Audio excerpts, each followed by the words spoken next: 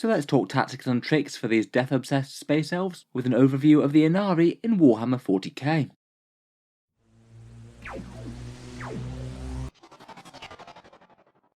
Hello and welcome back to Auspex Tactics, where today I thought we'd do a focused review on some of the strongest tactics, options and lists for the Ynnari, and see how they're getting on in current Warhammer 40K. As a concept and sub-faction, these guys haven't been around too long. They're a fairly recent twist in 40k history, with Eldrad Ulthuan jump-starting the death of Yncarne, the Eldar god of the dead who grows more powerful as the more Eldar pass away, and is supposedly destined to vanquish Slaanesh for good, saving the souls of the Eldar from their eternal torment. In late 7th edition and early 8th edition they had some pretty crazy rules, massively powerful soul burst moves and things, where they basically got extra phases worth of actions, more shooting, more movement and more combat, provided you could kill a unit and have them basically power up your next moves. They were one of the strongest factions in 8th edition for a very long time, before they got rather brutally readjusted with the White Dwarf Index and became very niche indeed. Now though, in 40k 9th edition they're a proper part of Codex Eldari. Currently they basically function as a divergent craft world rules wise, with access to some Harlequins and Drukhari units, 3 unique characters of their own, and swaps out a psychic discipline for the Revenant one. Initially when Codex Eldari came out they were a bit overshadowed, pure Harlequins, Ulthway and Hail of Doom generally being played a lot more. Currently they're still a little bit on the niche side, but it seems that a lot more people are genuinely playing them competitively these days. They're the 3rd most popular sub-faction at tournaments out of the Craft World Eldar, and they do appear to have the highest win rate out of any of the sub-factions of the faction right now, currently at around about 53%, where the faction's averaging 47%. They've also achieved a fair number of top event placings at Nephilim, and while tournament stats aren't everything, it does show that they're pretty capable of tangling with some of the top lists of Warhammer 40k, at least with their strongest lists. Let's talk through the rules of the army then, and what they can and can't field.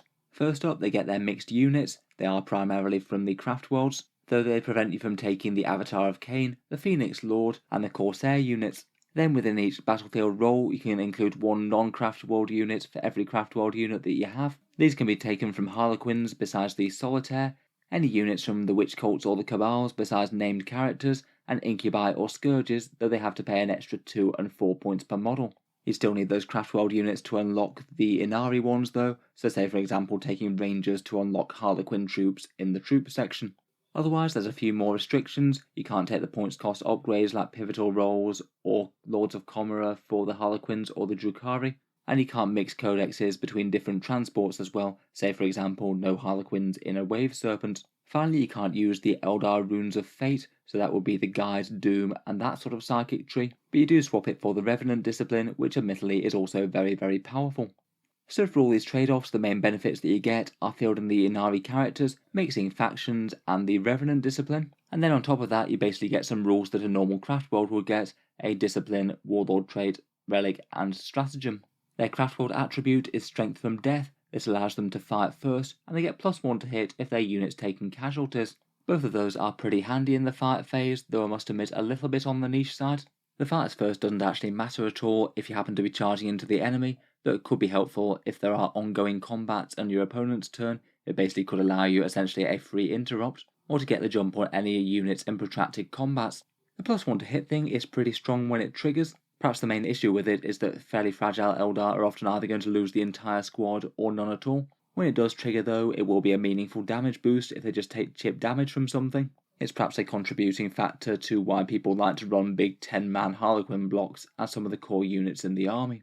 The Warlord trait is called Warden of Souls. It allows you to regenerate a lost wound each turn, and if you happen to be in combat with anything that was below starting strength, so a unit that's taken casualties, you get to add +1 to your strength and attacks for your Warlord. It's not awful, but it's a bit situational to be honest. The regen wound thing is okay but not super strong, and the combat boost is just a bit annoying in that often it won't trigger when you need it most. The relic is called the Lost Shroud. Again, this makes your Ynnari model a bit tougher. You get -1 damage, and also if any attacks of a damage characteristic of 1 attack the bearer, then you get to +1 to your saving throw against those. As it goes as a durability buff, it's not terrible. Probably the main issue though is that Eldar characters just aren't super durable in the first place, and even with this buff it still doesn't really get them to a point where they really want to be exposed to enemy fire or counter attacks or anything, and they're just going to be better off hiding behind other units if at all possible. I think generally for warlord traits and relics you're better off just amping up buffing abilities, or potentially speed or damage things, as opposed to going for more toughness. Finally, their stratagem I think is good but a little niche, 1 CP for Inevitable Fate. This one gives them a +1 to wound if the Ynnari unit targets an enemy unit that's below half strength. It's not going to be usable the vast majority of the time, but having 1 CP for +1 to wound is really quite good when it does apply and you want to use it. If the enemy has an important unit on its last legs, it's not too bad for finishing them off. Out of all their boosts, I think their faction trait is okay. The Warlord trait, Relic and Stratagem are all a little bit underwhelming. I feel like the real value comes from the souping in other factions, the unique characters and the Psychic. Talking of which, that brings us to the Revenant discipline. And I must admit, this really is a very nice collection of powers, though admittedly you do give up some really nice options on the Runes of Fate discipline. Things like Doom and Guide are really massive buffs, and Executioner is quite a nice mortal wound one. Still though, the Revenant discipline is pretty stellar. Literally every single one of these powers is pretty useful and usable, and what's more, most Ynari lists will have literally all of these in play on the board, as they'll usually take the Yncarne, which gets all of the spells known at base. You won't be able to cast them all, but you will have the option of casting all of them, which is pretty nice. Going through the discipline, we've got Gaze of Ynnead, a warp charge 6/1 at 18 inches. You roll a dice and take some mortal wounds, basically another different way to deal a few mortal wounds outside Smite. It's generally only really efficient against squads though, not so great against characters or vehicles. Storm of Whispers though I think is maybe a little bit more interesting. It's a warp charge 6 splash effect spell. You roll a 3d6 for each enemy unit within 9 inches, and on a 4+ they each take a mortal wound. That's an average of 1 or 2 mortal wounds per unit, so say if you were in the position where you could get maybe 4 or 5 enemy units within that range, that could easily be averaging you something like 6 or 7 mortal wounds there, though admittedly you would have to play pretty aggressive with the Psyker, likely the Yncarne. It kind of combos quite nicely with the Yncarne's swirling energy though. That one also hits all targets within 6 inches, so if you can just shunt the Yncarne right up too close to multiple units, you've got 2 different ways of dealing a bunch of chip damage. Next up, there's the Word of the Phoenix. 1 Ynari infantry unit, not wraiths, regenerates 1 model, and troop units get D3 models resurrected. This does kind of bank on the units being injured but not destroyed. Sometimes that's not always possible for Eldar, but it seems particularly nice on things like Harlequin troops to me. They get D3 models back. If you have upgrades, that could easily be 30 points of models returned to the board, plus you could put them out the front of the units to make some charges even shorter. A pretty high value cast whenever you can make that one work. Next there's Unbind Souls. This one targets 1 enemy unit, and it means that 6 is to hit the unit in melee auto wound. Pretty nice for Eldar with general low strengths. That'll really help things like Striking Scorpions, Howling Banshees, or Harlequin troops. And you can have a bit of a 1-2 punch with this and Ancestor's Grace if you just want 1 unit to get absolutely shredded.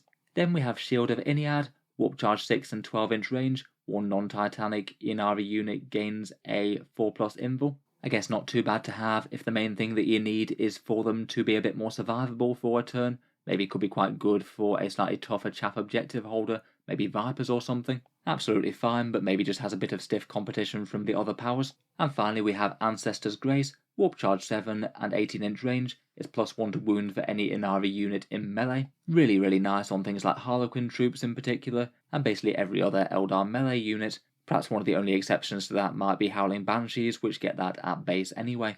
Overall though, it's an enormously powerful discipline. As I mentioned for a few of these, I do feel it's probably best on Harlequin troop units, but particularly the Yncarne is able to flex out to other psychic powers, and potentially even deal out a decent amount of mortal wounds if you can get up close to the Storm of Whispers. It's definitely one of the main reasons to play the faction though. Moving on, we get into their unique units. The Ynnari get the Yncarne, Yvraine and the Visarch, and out of the 3, the Yncarne, in my opinion, is by far the strongest by quite a long margin. It's fairly rare that you see a competitive Ynnari army list that don't take their avatar along. They've got some great psychic powers, decent melee, and are pretty tough as well, plus some other interesting tricks. The Yncarne is 260 points per model, hits on 2s with a strength and toughness of 7, 12 wounds that are quite hard to take out with a 3+ save, half damage and a 4+ invul, and a big 6 attacks that either have the option of going up to strength 11, d3+3 damage and ignoring invuls, that'll chew through the vast majority of heavy hitters very efficiently, or doubling the attacks against hordes and getting AP-4 damage 1. Also on the damage front, you also have the swirling energies as mentioned. They're only 6-inch range, but really quite brutal that they hit every single unit within that range. They also hit with d6 hits at strength 7, AP2 and damage 1, so they will actually likely cause a little bit of chip damage on literally everything they touch. Really nice if you can get multiple units within that 6-inch range, if you can do that with multiple infantry squads or something. Then between this storm of whispers and then likely the inevitable melee, you should be causing really quite a lot of damage.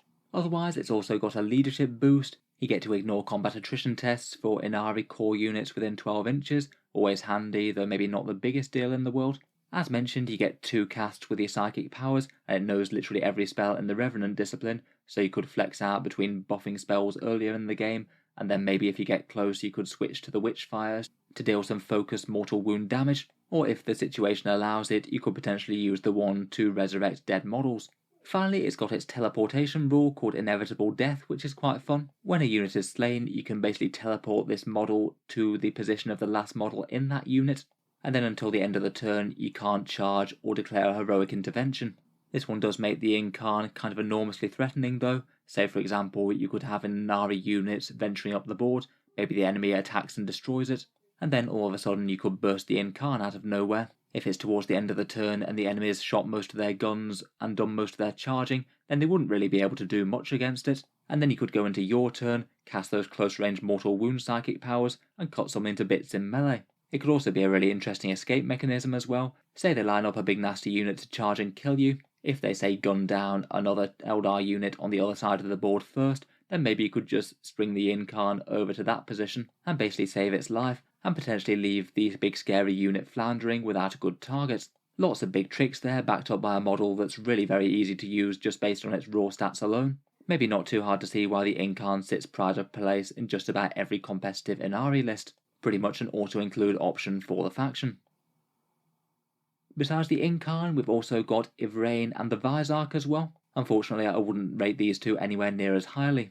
Yvraine's basically the faction's unique psyker, 140 points for 2 casts and knowing 2 powers from the Revenant discipline, and I do feel that for the extra 45 points over a regular Farseer, she just maybe doesn't quite bring enough to justify that extra cost. Compared with the Farseer, she is at least a fair bit more fighty, has a strength 4 sword with AP 3 and damage 2 that has a chance of dealing mortal wounds in melee.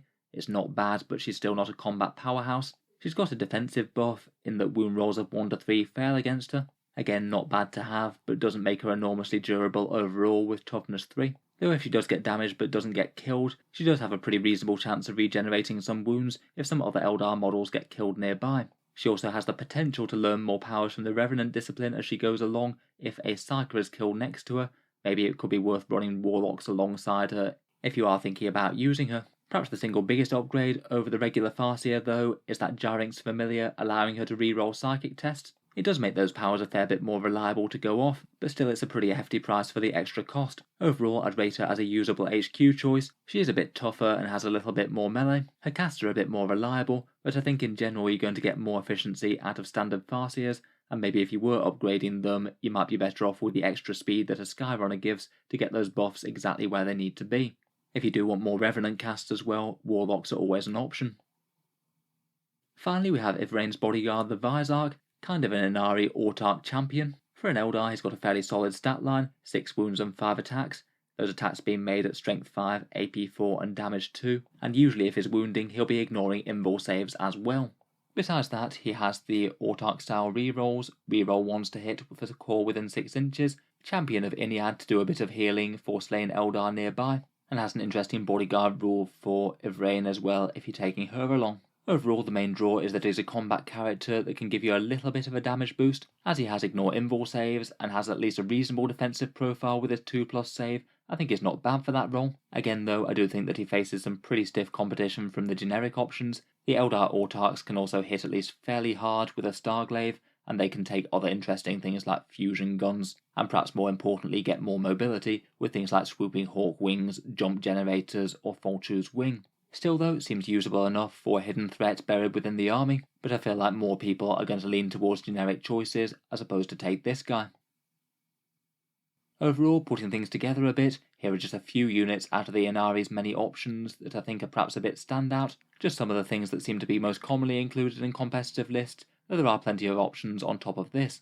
As I mentioned before, I think the Yncarne is going to be pretty much a staple in just about every single Ynnari list. Very decent damage and defense stats, really useful psychic powers and flexibility, and that very powerful psychic power buff to be able to bound round the table and potentially cause a massive headache for the opponent until they manage to kill it.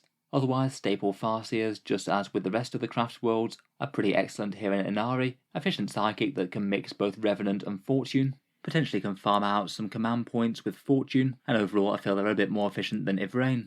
I think you'd almost always want some Warlocks to back them up as well. They provide some very, very efficient Revenant powers too. Say for example getting access to Ancestor's Grace or Unbind Souls on something like a 40-point unit or a 60-point Skyrunner.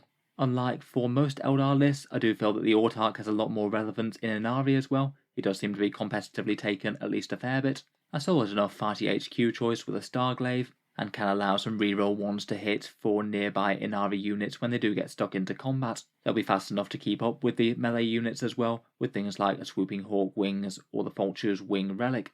Within the troop slot, Harlequin troops seem to be the standout choice here. Perhaps more than any other unit in the entire Ynnari arsenal, they just love all the melee boosts. Fights first and potentially +1 to hit from the Craft World attribute are both going to be great, as will +1 to wound from the psychic power or auto wounds on 6s, and are good targets for other boosts on top of that. You do need some Craft World units to unlock them in the troop slot though. That seems to usually fall to Rangers, cheap little units that can camp on objectives, maybe holding down the home field for cheap, or trying to hide on a far-flung midfield objective and score that all game long. Otherwise, Ynnari will get on well with just about anything else melee in the other slots for the army. Howling Banshees are just generic strong Eldar units in the first place, but love quite a few of the Ynnari melee buffs, particularly that auto-wounding on 6s power will go very nicely for them I think. Harlequin Skyweavers are a solid fast attack choice, either a melee unit with the Zephyr Glaives or a bit more of a ranged threat with the Star Bolus. They can be very quick at getting where they need to go and thoroughly annoying to deal with until they're dead. Otherwise, out of the Craft World units, things like Striking Scorpions and Shining Spears can certainly make use of the Ynnari benefits. Just about anything else melee related will get a decent boost, and then beyond that, anything else that's just normal and strong for the Eldar Craft Worlds will be very usable. Swooping Hawks are great, Dire Avengers have decent shuriken damage, Vipers are quite nice expendable units for objectives, and D-cannon support weapons are very threatening artillery to dominate the midfield. For Harlequin troops you can maybe think about things like Starweavers. You would need to have a Wave Serpent per Starweaver though, which kind of keeps them a bit limited. Though Wave Serpents aren't awful for delivering things like Howling Banshees, and maybe it is just a little bit notable how few Drukhari units seem to be making their way into the Ynnari lists. I feel like maybe it's because of the big loss that is Power from Pain as their unique faction benefit. Losing invul saves and also advance and charge is really painful, as opposed to the Harlequins which just have to give up their luck dice and isn't really anywhere near as much of a big deal. Aside from units just summarising their strongest rules, I'd say neither of the Ynnari character upgrades are enormously awesome, but perhaps one particular warlord trait to be a bit more aware of than a normal Eldar is Ambush of Blades. This one's a 9-inch command phase warlord trait for an extra AP on a unit in melee. Again, like a bunch of other things, this could be great on a Harlequin's troop. Pretty decent melee damage output, they've already got a whole load of buffs from the faction, and then getting their AP-2 weapons up to AP-3 is a pretty big breakpoint. Otherwise, things like Vulture's Wing could be good to deliver Farseers or Warlocks where they need to go, or maybe that Sunstorm Obsec bike, potentially handy for objective shenanigans on anything from Autarchs to Farseers to Warlock Skyrunners. Otherwise, for psychic powers, perhaps Ancestor's Grace for the +1 to wound really feels like it might be the single standout one of the discipline. Could easily be combined with Unbind Souls though, if you do just want a massive turn of damage out of a unit. As the Yncarne gets them all, it might be quite nice to use those in earlier turns, and then maybe switch to things like the Healing and the Mortal Wound Storm of Whispers when they get close to the enemy. Otherwise, from Fortune, having a Farseer take Fateful Divergence for CP seems pretty reasonable, and for Warlocks, also Protect and Jinx is always going to be handy. That's yet another thing that you could use to bring down tough units with things like Harlequin troops stacked up. Finally, just to round things up, here's just one example of a successful Ynnari tournament list, this one run by Ben Jones who used it to take second at Hertfordshire GT.